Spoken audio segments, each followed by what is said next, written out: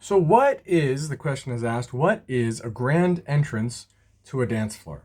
A grand entrance to a dance floor, if you think about how it's done for a bride and groom, is that the bride and groom traditionally are coming from the chuppah or the cheder yichud, and they're having some kind of a transition before they go running to the dance floor. It's not, generally speaking, right from Od Yeshama to the bride and groom. Usually, what happens, at least in the Ashkenazi circles, is they go to a cheder yichud. Meanwhile, their guests will probably daven mariv, or their guests will have an entree or a d'oeuvre. Sorry, they'll have some food, some salatim, first course, fish, whatever.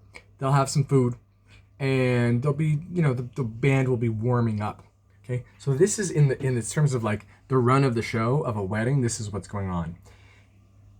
At a certain point in the world of bar and bat mitzvahs, so this idea of having a grand entrance evolved. Now it's done often. It's done in all different kinds of Jewish communities. I think that it probably is an emulation of a wedding tradition where after they're coming out of the chatan and kala are coming out of the cheder yichud, they're rushed onto the dance floor. They're escorted onto the dance floor.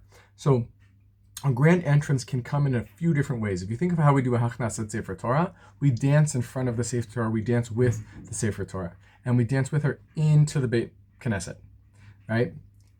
A dance, if we think of the dance floor as the Beit Knesset, that we're dancing the groom, which is the chatan, a bar mitzvah, onto the dance floor, we could dance him onto, but usually when we're doing something like that,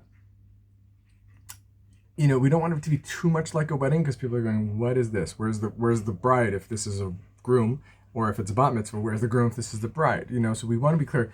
It's like a wedding in that it is a time to celebrate, and it's great to have music and dancing and celebrations. Great opportunity to rejoice and celebrate, and all the great things happen through dance and rejoicing together, and meeting together, and eating together, and sometimes singing together, and being entertained together, and laughing together. And at the same time, we have to go, okay, we're not going to just go totally nuts and think this is a wedding, because it's not. It's a bit like a wedding. Now, these are all the kind of the theories about how this custom developed, and what it can look like today is either nothing, either the music can just shift from background music to something very, what we say in Hebrew, kitzbi, something very catchy, something very like with a beat to it, and people go, it's time to dance. The DJ slash MC may make an announcement, everybody up on your floor, kulam ala raglayim, bo their code, may or may not. The party planner or the DJ MC might say, we're going to stage something here and we're going to start giving instructions to people. Now, when you're giving instructions to people, they're not paid members of a cast of a movie or a show. You can't say you're fired if you don't stand where I say right now. But the DJ MC is going, professional. He's going to be looking at the people and reading the crowd from the moment they start walking in and getting a sense of how much they like to have fun, how much they like to get goofy on the dance floor, how much they like to dance on the dance floor, how much they want to know. They want the dances that they know exactly what the steps already are, or music they already know, or they don't care, or they're just, can't wait to go home. They just came to like shake a hand and say Mazel Tov and leave. The professional DJ MC is reading the crowd from the beginning while playing appropriate background music and adapting that. All towards that grand entrance, if people want a grand entrance. Now, the way to do a grand entrance, usually at a bat mitzvah, it's done through arches, where the girl's friends or family will hold arches in a fashion that would make kind of a tunnel where she walks through. We like to do, depending on the hall and what they allow, if they allow small fireworks, then we like to bring small fireworks, cold fireworks.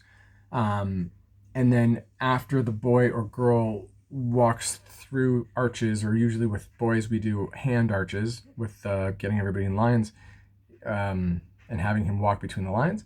Then the boy or girl comes and stands between their mother and father, or whoever is representing their family on either side of them. If their father and mother or whoever is representing their family members on either side of them can hold a firework, that's great. It's a great photo op. Usually they'll walk through the tunnel a few times. Sometimes people want to follow through with a video. And sometimes it can get very hands-on if it's a bunch of boys and they want to all pat him on the back and give him like a good, what's it called, a noogie or something. Sometimes it goes in that direction. If you have a team of two, in other words, you have a DJ and an MC, or a DJ and MC / party pumper, that's the best, because then they can communicate and coordinate things like nobody else can. You can have one person, in other words, working the crowd and telling people where to stand, another person adapting the music and the beats just to paint that musical soundscape perfectly, so that the whole thing is a collaborative work of art that the DJ and MC team are doing. If you only have one who's double rolling, he's rolling both as DJ and MC, he's gonna have to run back and forth, and you're gonna feel it. You're gonna feel like the music isn't as precise as you would, as it could be, because you don't have somebody there adjusting what's called stems and effects and things like that. You have to have somebody on the floor. That's basically how we practice the grand entrance. Following the grand entrance, I like to have an intergenerational dance. In other words, if it's a bar mitzvah, have the boy and his father or his grandfather or uncle, whoever's representing his family there, in the center first. And then we have to see, do we want kids forming a circle around him, or adults forming a circle around him, or kids inside, adults outside? We always hope we have kind of a square or circular dance floor, because if it's a rectangle, it becomes tricky for a lot of dances. But yeah, so that's the first dance. And sometimes if I'm acting as the DJ MC at the party, and I'm reading the crowd for the Kabbalat Panim, for the reception part, when people are just coming in, and I see like, oh, these boys look too cool for school, so it's a bar mitzvah or even a wedding, they look too cool for school. Expression I use is, I'll see like who wants to be the first one to dance with him in the center of the circle, because it's important that they have a sense of circles, right? So for that first dance, unless people are like, we don't want circle dancing, if it's a regular bar mitzvah, they want circles. And the spirituality of dancing in circles is tremendous. And I'd say as a factor of being in exile, we've kind of like, boys don't regularly dance at weddings. They don't usually go to weddings and see how circle dancing works. So there's like an awkward transition part where they're going through bar mitzvahs, and they're like, okay, what, we're supposed to hold hands with these guys now? Like we're not playing soccer, we're not playing basketball. So that's why it can really help to have like a double team, like a DJ and an MC / party pumper, who can kind of like, come on guys, link up, or drag people onto the dance floor, or give them a costume, or give them a roll, or give them a jump rope, or give them something so they don't feel like they're put on the spot and it's like, oh, who's going to dance first? The dancing is childish, because, they get into the idea sports is manly. And then, so the knisah, the entrance, can help smoothen that if they know like what's going to happen. I would even dare say, depending on some knisah styles, you could go right from there to having the lions back and forth dance, right? It's a very typical Jewish dance. Sometimes boys get pretty aggressive with it. There's a lot of ways to run a dance floor. That's basically everything. I can't tell you exactly how we're going to run any particular entrance to the dance floor, knisah to a dance floor, until I'm at the party. I see the space, I see the people, and that's all I can say. Is rarely do we use confetti. When we do, we try to use paper confetti. Don't get these little flecks of aluminum, because they're both bad for the environment and impossible to clean up, like people's hair and eyes. And there's a fine for them in a lot of places.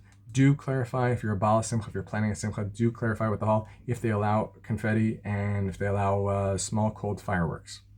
Okay, hopefully all this helped.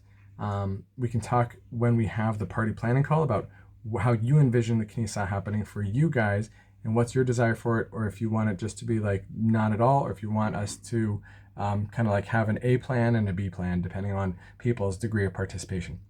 All right, that's all we got. We're DJ Holy Simchas, and yeah, that's all the information I could share with you about an entrance to the dance floor. If it's a wedding, though, that's actually much more simple. The DJ just basically wants to know when the chatan and kala are coming out of the cheder yichud. So about a minute or two, he can start putting a beat on. It's going to get people's hearts synchronized, and he would want to know somebody who's coming before the chatan and kala come in, that they've had all their pictures taken, that they have their dancing shoes on, not fancy shoes that are uncomfortable to dance in, and we'll want to get announced to people at the wedding to come up onto the dance floor to warm up the dance floor, so that when they come onto the dance floor, they won't be like just standing there by themselves.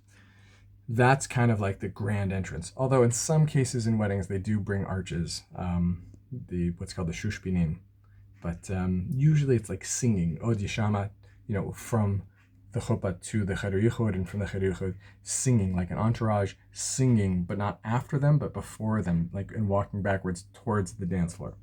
That's a grand entrance at the dance floor of a usual wedding. DJ Holy Simchas. Hopefully this is helpful. If you have any other questions, feel free to write to us. Holy Simchas.